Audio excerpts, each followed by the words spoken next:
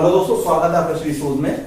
हम लोग जो हिस्ट्री के सेगमेंट में चल रहे थे एंशिएंट इंडिया, प्राचीन भारत, उसी क्रम में आज हम लोग पहुंच गए हैं मौर्य काल की तरफ, मौर्य साम्राज्य की तरफ। इससे पहले हमने सारे सेगमेंट को एक क्रमबद्ध तरीके से लेकर के चल रहे हैं। हमने भारत का पहला जागरण काल पढ़ लिया था, जिसमें बौद्धिक जागरण हुआ, बौद्ध धर्म और जैन धर्म के रूप में। साथ ही साथ उसमें कुछ पार्ट और बचा हुआ है, जैसे हिंदू दर्शन का, उसे आगे चल के कंप्लीट करेंगे।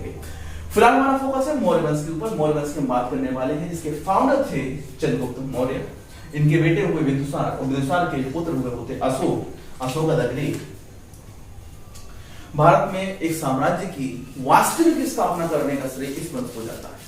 वास्तविक स्थापना से हमारा अर्थ है कि वास्तव में एक पूरा ज्योग्राफिकल एरिया निकल करके आया, जिसे आज आप भारत कहते हैं, वो इसी साम्राज्य के काल में निकल करके आया। एक विस्तृत एरिया जिसमें अफगानिस्तान, पाकिस्तान, भारत और साथ ही साथ कश्मीर का भी बहुत सारा, कश्मीर के साथ साथ चाइना का भी बहुत सारा पार्ट हमारे यहां शामिल था। इसको बोलते हैं अखंड भारत की जो संकल्पना है, वो यहां से निकल के आती है अशोक के समय से, अशोक। जब भी हम मौर्य वंश की बात करेंगे तो मौर्य वंश का जो संबंध है उस समय की दो चीजों से आवश्यक रूप से है। पहला है नंद वंश। नंद वंश की समाप्ति होती है, मौर्य वंश की स्थापना हो जाती है। यह नंद वंश को हरा करके मौर्य वंश आया, जो कहना ज्यादा बेहतर होगा। साथ ही साथ एक दूसरी जो है वो है विदेशी आक्रमण जो हुआ भारत में। सबसे पहला विदेशी आक्रमण की बात करें तो ऑथेंटिक रूप में सबसे पहला विदेशी आक्रमण जो हुआ वो सिकंदर ने किया, Sikandar the great. Sikandar India तक आ गया और भारत को जीता। जीत तो नहीं पाया, वो बेतस्ता नदी तक आया, राजा पोरस को हरा दिया और हिंदू कुश तक के इलाके कुछ उसके कब्जे में थे, जो जहां वो अपना गवर्नर छोड़ के चला गया। अशोक से पहले ये तो महान शासक ही हैं, जो थे चंद्रगुप्त मौर्य। चंद्रगुप्त मौर्य जो फाउंडर थे इसके, उन्होंने उस जनरल को हरा दिया और सारे एरिया को अपने कब्जे में लिया। इस पर बहुत विस्तृत चर्चा करेंगे, लेकिन केवल इतना मैं बताना चाह रहा हूं कि ऐसे अशोका द ग्रेट है और सिकंदर या अलेक्जेंडर द ग्रेट के बारे में क्या चीजें हैं, ठीक है। तो दोस्तों, सबसे पहले अगर हम बात करें इस वंश के हमें एविडेंस प्राप्त कैसे होते हैं, ये इस वंश के एविडेंसों की स्थिति क्या है। तो इस वंश के हम जब बात करते हैं तो सबसे पहले इसके बारे में पता कैसे चलता है, तो पता करने के दो तरीके हैं। किसी भी हिस्टोरिकल चीज को जानने के लिए, या हिस्ट्री जैसे लिखी जाती है तो दो तथ्यों के आधार पर लिखी जाती है। पहला होता है archaeological fact, second thing is historical, या जिसको कहते हैं हम रिटन एविडेंस। तो आर्कियोलॉजिकल एविडेंस और रिटन एविडेंस। तो सबसे पहले मौर्य वंश के बारे में जानने के लिए सबसे उत्कृष्ट इसका उदाहरण अगर होगा, उत्कृष्ट अगर इसकी पहचान हम करते हैं तो किससे करते हैं? आर्कियोलॉजिकल एविडेंस से। आर्कियोलॉजिकल एविडेंस में दोस्तों अशोक के समय के स्तंभ लेख, शिलालेख इत्यादि, जो अपने आप में आर्कियोलॉजिकल और रिटन दोनों है। आर्कियोलॉजिकल वो पत्र प्राप्त हुए और रिटन उन पे कुछ लिखा हुआ था, जो विस्तृत जानकारी देता है मौर्य साम्राज्य के बारे में। उसके बाद रिटन एविडेंस की किताबों की हम बात करें, लिटरेचर क्या क्या मिला, इस पे आज हम बात करेंगे। आज हमारा शुरुआत होने वाली है मौर्य को पढ़ने की, जैसे हम इसके बारे में विस्तृत चर्चा करने वाले हैं।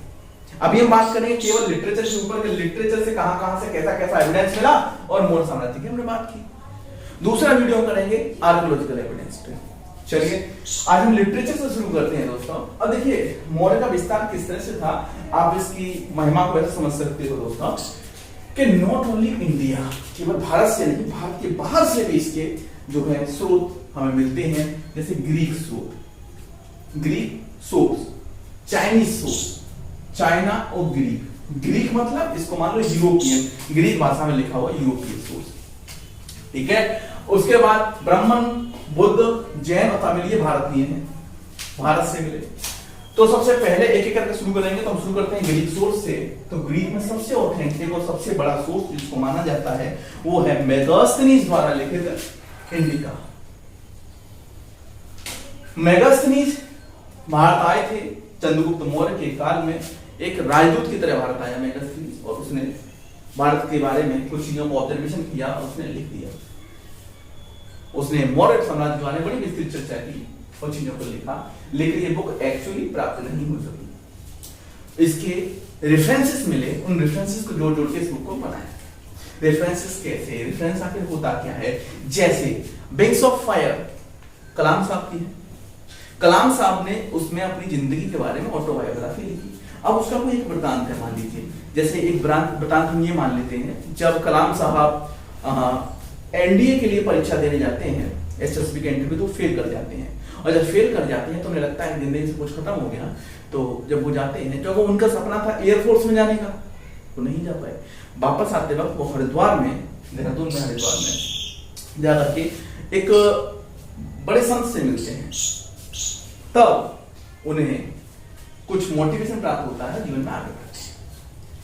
अब जब ऐसा कभी दूसरा कोई मोटिवेशनल थिंकर है, वो कुछ बताता है या अपनी बुक लिखता है, तो उसमें लिख देता है देखो जीवन में कभी हार नहीं माननी चाहिए। बोले क्यों नहीं माननी चाहिए? जब कलाम साहब का एग्जांपल मैं देता हूं कि कलाम साहब ने जब जीवन में ऐसा फेज आया तो उन्होंने ऐसा ऐसा ऐसा किया। अब कलाम साहब की बात जो उनकी बुक में लिखी हुई थी, उसने एंचर्स को कोट कर दिया। अब कलाम साहब की बुक जिसने नहीं पढ़ी, लेकिन फिर भी वो जान गया कि ये बात कलाम साहब की बुक से ली गई है। इसी तरह इंडिका से लेकर के कुछ चीजें इन उपरोक्त जो राइटर्स हैं उन्होंने ली। अब देखो इनका नाम कई बार पेपर से पूछा जाता है, तो आप लोग बड़ा कंफ्यूज हो जाते हैं भाई कहां से पूछा जा रहा है। तो यहां से आता है दोस्तों, ये 6 राइटर हैं, एरियन, डायोडोरस, जस्टिन, प्लिनी, प्लूटार्क और स्ट्रैबो। अब इनके वृत्तांत के बारे में छोटा जानते हैं, ज्यादा डेप्थ में नहीं जाएंगे। पहले 6 का नाम याद रखो, कई बार क्वेश्चन आता है, बताइए मौर्य साम्राज्य के बारे में सोर्स की प्राप्ति होती है, उनमें से कौन सा एक नहीं है? अब 3 का नाम दे दिया, एक नहीं होगा। अब बताइए, अगर जानते हो तो कर पाओगे, नाम भी इंपोर्टेंट है। वृत्तांत जो है छोटे जानेंगे। जैसे एरियन ने बताया कि सिकंदर ने भारत पे आक्रमण किया था, और बड़ा विस्तृत वर्णन है इसका कि सिकंदर का जो आक्रमण उसने किया उसका विस्तृत वर्णन है, एरियन द्वारा होता है। उसके बाद डायोडोरस ने बताया कि आर्क्टिक नाम की एक जनजाति है जिसको चंद्रगुप्त मौर्य ने अपनी तरफ मिला लिया और अपनी सेना में शामिल किया। आर्क्टिक में जो वन में रहते हैं, आर्क्टिक से बनता है आर्किड से, आर्किड मतलब होता है शिकार, समझ सकते हो। उसके बाद देखो जस्टिन बीवर वाला नहीं है, ये जस्टिन है। ये जस्टिन कहता है कि चंद्रगुप्त मौर्य की जो सेना थी वो कैसी थी? डाकुओं की सेना थी। उसने डाकुओं की सेना इकट्ठी की और बड़े विशाल और विस्तृत सेना थी। प्लिनी की बात करते हैं, हमने 3 को जान लिया, अब बात करते हैं प्लिनी। प्लिनी हमेशा सोने के लिए होता है, he is crying for gold। वो कहता है कि इंडियंस ने सोना जो है ना, वो हम सब यूरोपियन से लूट लिया, खुद सोने की चिड़िया बन गया। इस बात का कितना सच्चाई है ये देखिए कि इंडिया के मसालों का व्यापार इतना समृद्ध था कि काली मिर्च को ब्लैक गोल्ड कह के संबोधित किया जाता था। काली मिर्च को एक तरफ रख दो, एक तरफ सोना रख दो, इस तरह से तौल के बेची जाती थी। इतना वैल्यू था स्पाइसेस का, क्योंकि यूरोपियन देशों में स्पाइसेस होते नहीं थे, वो जानते नहीं थे स्पाइसेस के बारे में। तो भारत में स्पाइसेस से ही इतना उसको उन्नति मिली, और यही कारण बना कि ईस्ट इंडिया कंपनी भारत में आ गई, है ना। हमारा विदेशी व्यापार बहुत समृद्ध था, बहुत समृद्ध विदेशी व्यापार था, और ईस्ट इंडिया कंपनी के आने से पहले हमेशा जो है बेनिफिट में थे। हमारा निर्यात ज्यादा था, आयात कम था, और निर्यात से बहुत अच्छा वैल्यू कमाते थे। ठीक है। प्लिनी में सोने के लिए होता है प्लूटार्क कहता है कि सिकंदर और चंद्रगुप्त मौर्य दोनों का एक गुप्त मीटिंग हुआ था। इसका एविडेंस तो नहीं मिलता है, लेकिन हाँ ये कहता है। तो इस तरह से डायरेक्ट क्वेश्चन पूछ लेता है तो आप फैक्ट इन्फॉर्मेशन फंसेंगे नहीं, इस तरह से इसको याद रखेंगे। हो गया, डन। चलिए आगे बढ़ते हैं। सेकंड थिंग, चीनी सोर्स की बात करते हैं कि चाइनीज सोर्स क्या है। एक है फाहियान और एक है मिस्टर हेनसान। ये 2 आए इंडिया में। फाहियान आया, उसने पाटलिपुत्र गया, उज्जैनी गया, तो इसने बोला अदिति देवो भव, इंडिया में अदिति देवो भव का नीति है। दूसरा है हेनसान हर्षवर्धन के काल में आया। अब हेनसान आया 6वीं एडी में, और ये मसाला कब का है? 300 बीसी का, मतलब के पूरा 900 साल का गैप है। लेकिन फिर भी ये जो पढ़ने आया था इंडिया में, क्या पढ़ने आया? ये इंडिया में पढ़ने आया था दोस्तों बौद्ध धर्म से इसने जाना, और बौद्ध धर्म से रिलेटेड रहा मौर्य साम्राज्य के अशोक, इस वजह से इसने उसका वर्णन किया है। लेकिन विदेशी राइटर्स की बातों में थोड़ा सा कॉन्फ्लिक्ट मिलता है। वो ऐसे मिलता है कि ये लोग देखो ऑब्जर्वेशन करते हैं। ऑब्जर्वेशन कैसे? आप कहीं नई जगह जाते हो तो चीजों को अपने अनुसार दूसरी चीजों को देखते हो। बोले शादी हो रही है, तुम दूसरी जगह शादी की रस्म रिवाज नहीं जानते हो, लेकिन ये जानते हो हमारे यहाँ शादी होती है तो ऐसी होती है, और उससे रिलेट ये कर रहे हैं। अब जैसे मेगास्थनीज ये कहता है कि इंडिया में दास थे ही नहीं। मेगास्थनीज कहता है कि इंडिया में दास थे ही नहीं, जब ये सच्चाई नहीं है, इंडिया में दास थे। क्यों? क्योंकि मेगास्थनीज जिस सोसाइटी से आया था वहां दासों का हालत ऐसा था कि दास मतलब बिल्कुल गिरा हुआ दयनीय स्थिति, लात मारा रखा जाता था, कोई मूल अधिकार नहीं, कोई किसी प्रकार का मानवाधिकार नहीं इसको। लेकिन इंडिया में दास होता था तो दास को जैसे कि रामू काका, कितना फेमस वर्ड है इंडिया में, नौकर है लेकिन उसको काका कह के संबोधित करते हैं, है ना।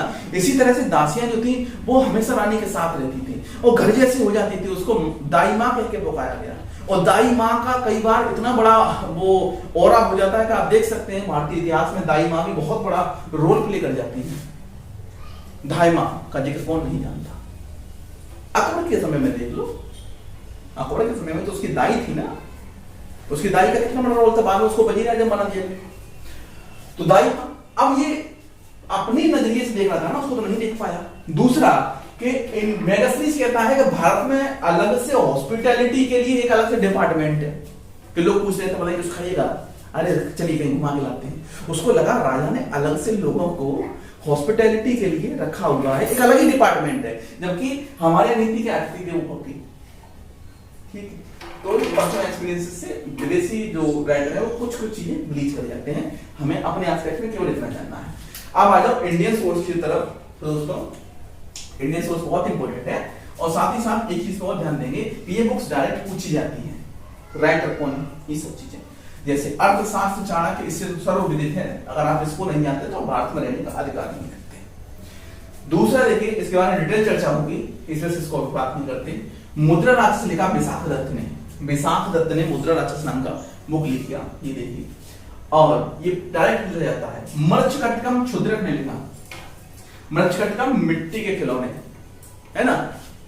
महाभाष्य पतंजलि ने लिखा, महाभाष्य लिख दिया। बाणभट्ट हर्षवर्धन का वो था, राजकवि था, इसने भी बहुत सारे वृत्तांत लिखे, इसमें इसका जिक्र आता है। केवल ब्राह्मणजन सूत्र को हम केवल बुक्स और उसके राइटर्स के नाम से जान लेते हैं, डिटेल में ज्यादा नहीं जाएंगे क्योंकि काम का नहीं है। चलिए बुद्ध सोर्स की बात कर लेते हैं। तो बुद्ध सोर्स में महावंश और द्वीपवंश, ये दोनों वंश श्रीलंका के थे। यहां से जो सोर्स प्राप्त हुए उसने भारतीय इतिहास के इस सेगमेंट को जानने में बहुत ज्यादा मदद किया। आप ऐसे समझ सकते हैं कि जब अशोक के प्रेर खोजे गए तो अशोक के प्रेर पे अशोक को देवनाम प्रिय बोला गया, देवनाम प्रिय। तो हिस्टोरियन बड़ा कॉन्फ्लिक्ट में पड़ गए, वो लोग बोलने लगे कि भाई ये देवनाम प्रिय कौन आया, कौन राजा था इंडिया में, नहीं पता चला। बाद में जब श्रीलंका का इतिहासकारों ने श्रीलंका का खोज किया, श्रीलंका में इतिहास मिला दीपवंश महावंश का, तब वहां से गुत्थी खुली कि जो देवनाम प्रिय है वो नाम अशोक का है। तब ये मामला ऐसे हुआ। दिव्यावदान, अशोकावदान और मिलिंद पन्नु। मिलिंद पन्नु तो बहुत फेमस है। एक जो सोर्स है देखो दोस्तों, मिलिंद पन्नु। मिलिंद पन्नु बुद्ध सोर्स है, इसमें मिलिंद के प्रश्न है। मिलिंद जो था, मिलिंद नाम का राजा जो दुनिया में बहुत सारे लोगों को बाद में हरा चुका था, वो इंडिया में आता है। वो इंडिया में जो है नागसेन से आके मिलता है।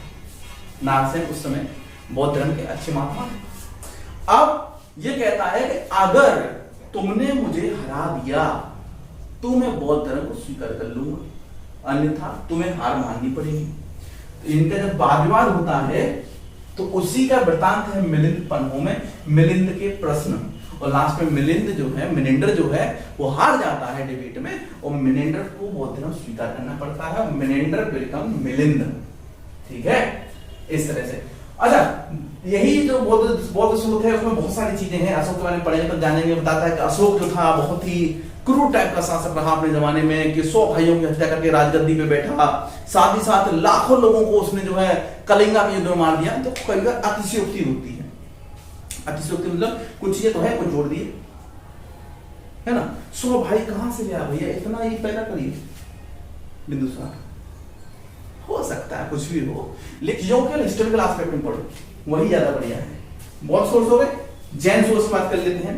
कल्प सूत्र देखो, बुद्ध जैन क्यों आवश्यक है इसके बारे में बता दूं आपको। देखो, सबसे पहले चंद्रगुप्त मौर्य की बात करें तो ये जैन हुए, ये जैन धर्म के अनुयायी बन गए। इसके बाद बिंदुसार अजीबक में चले गए। इसके साथ ये थे अशोक थे, ये क्या बन गए, ये बौद्ध बन गए।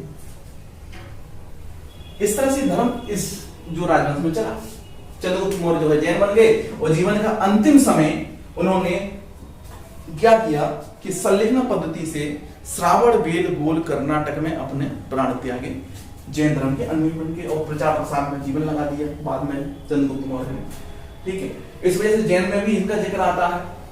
ठीक है, परिशिष्ट पर्वन हेमचंद्र सूरी की रचना है जो जैन धर्म से जुड़ी हुई है, उसमें भी जिक्र मिलता है। ये परिशिष्ट पर्वन किसकी रचना है? हेमचंद्र सूरी की। कई बार पूछा गया है, इस पर ध्यान दें। तमिल की जब हम बात करते हैं तो तमिल में संगम होते थे।